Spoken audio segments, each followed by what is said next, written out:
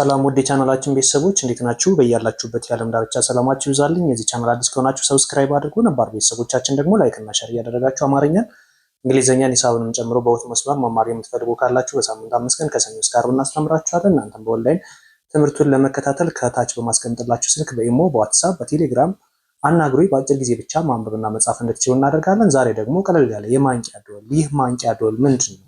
እንደምታዩት ከነ ምልክቱ ማንቂያ ደወል ይላል አይደለ? አንድ ሰው ለመማር ምን ማድረግ አለበት?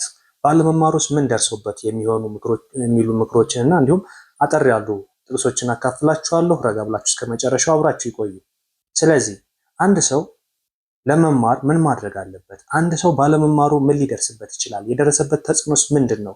የሚሉትን የሚዳስሱ 10 ነጥቦችን ነግሬያችሁ ትምህርቱን የምናጠናቅቅ ይሆናል። እናንተ ግን በዚህ አጋጣሚ በማዳመጥ እናንተ ራሳችሁን መገንባትና ራሳችሁን ከመጥፎ ወደ መልካም ማንነት መቀየር ይጠበቅባችኋል።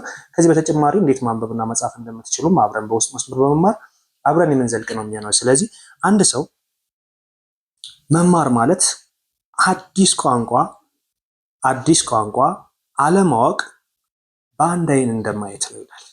አዲስ ቋንቋ አለማወቅ በአንድ አይን እንደማየት ነው። አዲስ ቋንቋ ማወቅ ደግሞ በሙሉ አይናችን እንድናይ ያደርገናል።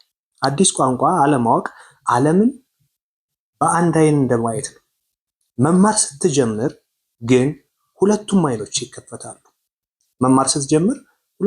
ይከፈታሉ። ምክንያቱም እየተማርነ በመሄድበት ሰዓት ነገሮች እየሰፉ እየተለወጡ አዳዲስ ነገሮችን እያወቅነ ነው የምንሄደው። ስለዚህ በዚህ መሰረት ማንኛውም ሰው መማርና ራሱን መለወጥ መቻል አለበት። ሁለተኛው ላይ አማርኛ የማንነት መገለጫ ነው። እንግሊዘኛ ደግሞ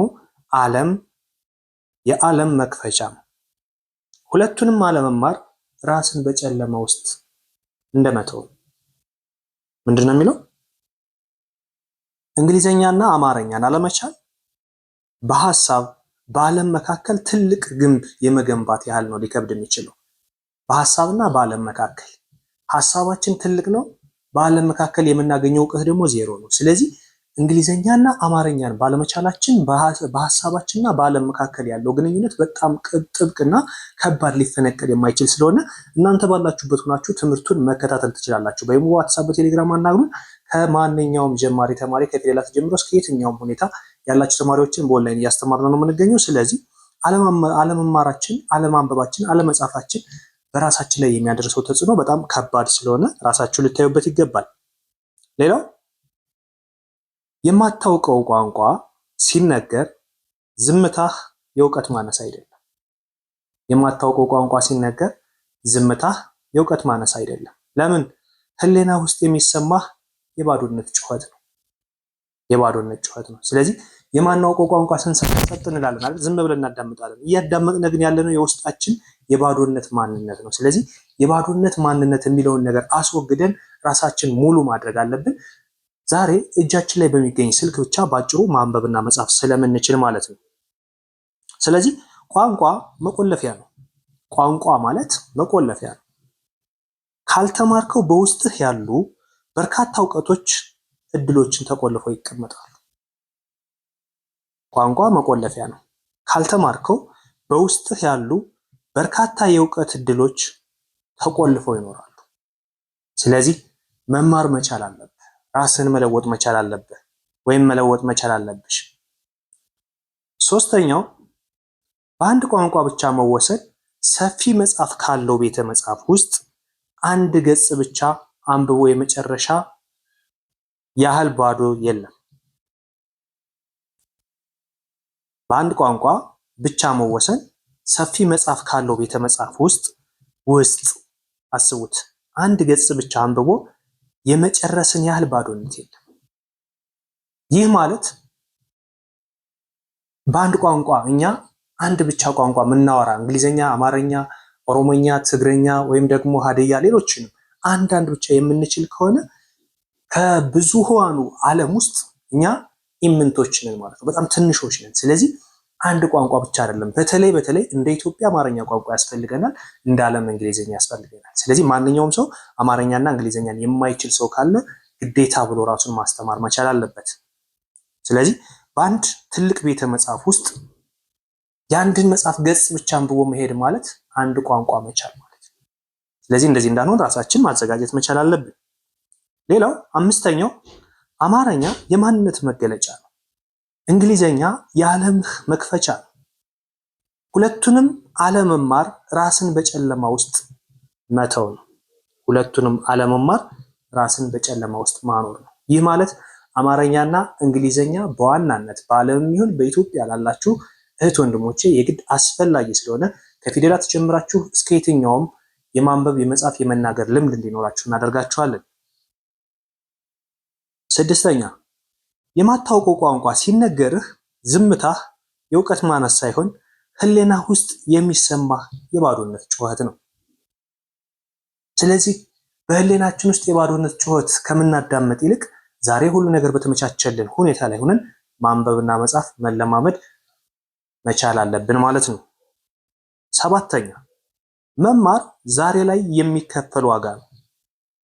መማር ማለት ዛሬ ላይ የሚከፈል ዋጋ ነው። አለመማር ግን ነገን ሙሉ በሙሉ በባዶነት የመኖር ዕዳ ነው። አስቡት፣ ምን ያህል እንደሆነ አስቡት። በደንብ እያዳመጣችሁ ከሆነ ይገባችኋል ብዬ አስባለሁ። መማር ዛሬ ላይ የሚከፈል ዋጋ ነው። አለመማር ግን ነገን ሙሉ በሙሉ በባዶነት የሚያኖር ዕዳ ነው። በባዶነት ምንም አይነት ነገር እንዳይኖርህ አድርጎ ባለመማርህ ባዶነትን እያሳየ ለዘላለም የምታለቅሽበት ወይም የምታለቅስበት ህይወት ይሆናል ማለት ነው። ስምንተኛ ቋንቋ አለመልመድ ክንፍ ኑሮህ ሰማዩን እንደ መፍራት ነው። ቋንቋ አለመልመድ ክንፍ ኖሮህ ሰማዩን እንደ መፍራት ነው። ፊደላቱን ስትጨብጥ ግን መብረር ትጀምራለህ። አያችሁ፣ ቋንቋ አለመልመድ ክንፍ ኖሮህ ሰማይን መፍራት። አስቡት፣ ቋንቋ አለመልመድ ማለት ይሄ ነው። ክንፍ ኑሮን ሰማይን መፍራት። ክንፍ ያለው በሰማይ ላይ መብረር ይችላል አይደለ? ግን ሰማይን ይፈራል። ለምን? ችሎታው ስለሌለው። ፊደላትን ስትጨብጥ ግን መብረር ትጀምራለህ። ፊደላትን ምክንያቱም እንግሊዘኛም አማርኛም የሚጀምረው ከየት ነው? ከፊደል ነው አይደለ? ስለዚህ ከፊደላት ጀምረን እያንዳንዱን ነገር ስንጀምረው መብረር መንቀሳቀስ እንጀምራለን ማለት ነው።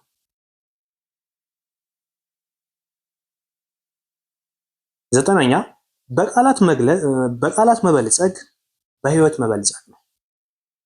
በቃላት መበልጸግ በህይወት መበልጸግ ነው። ይህ ማለት ምን ማለት ነው? በእውቀት በለጸግ ነው ማለት እድገታችን ይጨምራል ማለት ነው። ቃላትን ያጣ ሰው ግን የውስጡን ውበት መግለጫ ያጣ ድሃ ነው። አስቡት፣ በቃላት መበልጸግ በህይወት መበልጸግ ነው። ቃላትን ያጣ ሰው ግን የውስጡን ውበት መግለጫ ያጣ ድሃ ነው። ውስጡ ውብ ሆኖ ነገር ግን ቃላት ስላጠሩበት ምንም አይነት ውስጡ ላይ እንደሌለ የሚያመለክት ማለት ነው። ስለዚህ ቃላት ያስፈልጉናል። መማር፣ ማንበብ፣ መጻፍ ያስፈልገናል። እሺ፣ ዛሬ የምትማረው እያንዳንዱ ቃል ነገ የሚሰማህ የባዶነት ስሜት የሚተካ ትልቅ ብርሃን ነው። ዛሬ የምትማረው እያንዳንዱ ቃል ነገ የሚሰማህ የባዶነት ስሜት የሚተካ ትልቅ ብርሃን ነው። ስለዚህ ባጭሩ መማር መቻል አለብን ማለት ነው። ቤተሰብ ዛሬ ያየናቸው አጠር ያሉ ውስጥን የሚነኩ ተነሳሽነታችሁ እንዲጨምር የሚያደርግ መማር ምን ያህል ለውጥ እንዳለው፣ አለማንበብ አለመጻፍ ምን ያህል ችግር እንደሚያመጣ የሚያመለክቱ የተወሰኑ ጥቅሶችን አንብቤላችኋለሁ። እንዲሁም ደግሞ እናንተም ስላዳመጣችሁ ከልብ ነው አመሰግነው። በውስጥ መስመር መማር የምትፈልጉ በሳምንት 5 ቀን ከሰኞ እስከ ዓርብ አማርኛ፣ እንግሊዝኛ፣ ሂሳብንም ጨምሮ እያስተማርን ነው የምንገኝ። ባላችሁበት ሆናችሁ በኦንላይን ትምህርቱን ለመከታተል ከታች በማስቀምጥላችሁ ስልክ በቀጥታ በመደወል የምታገኙን ይሆናል። አብራችሁ ስለነበራችሁ በድጋሚ ከልብ አመሰግናለሁ። መልካም ጊዜ ይሆንላችሁ። አዲሶች ከሆናችሁ ሰብስክራይብ እያደረጋችሁ